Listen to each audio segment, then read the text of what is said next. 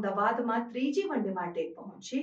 ભારતીય પુરુષ cricket team Ahmedabad પહોંચી ગઈ છે, જ્યાં 12 ફેબ્રુઆરી નરેન્દ્ર મોદી સ્ટેડિયમમાં ઇંગ્લેન્ડ સામે ત્રીજી અને અંતિમ વનડે મેચ રમાશે.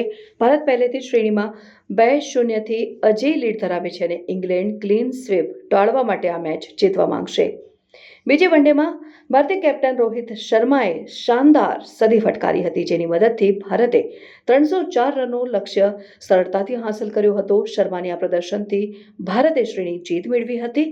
નરેન્દ્ર મોદી સ્ટેડિયમમાં યોજાનારી આ ત્રીજી વનડે મેચમાં ઇંગ્લેન્ડની ટીમ ગૌરવ બચાવવા માટે જીતવા પ્રયત્નશીલ રહેશે, જ્યારે ભારત ક્લીન સ્વીપ કરવા માંગશે. મેચ 12 ફેબ્રુઆરીએ સવારે 8 વાગ્યે યુકે સમય મુજબ શરૂ થશે. આ મેચ માટે બંને ટીમોમાં કેટલાક ફેરફારો જોવા મળી શકે છે. ઇંગ્લેન્ડે ઇજાગ્રસ્ત જેકબ બેથેલની જગ્યાએ ટોમ બેન્ટનને ટીમમાં સામેલ કર્યા છે, જ્યારે ભારત પોતાના કેટલાક ખેલાડીઓને આરામ આપી શકે છે. ક્રિકેટ પ્રેમીઓ આ રોમાંચક મેચની આતુરતાથી રાહ જોઈ રહ્યા છે અને બંને ટીમો શ્રેષ્ઠ પ્રદર્શન કરવા માટે તૈયાર છે. નરેન્દ્ર મોદી સ્ટેડિયમમાં ક્રિકેટના ઉત્સાહિત દર્શકોની હાજરીમાં આ મેચ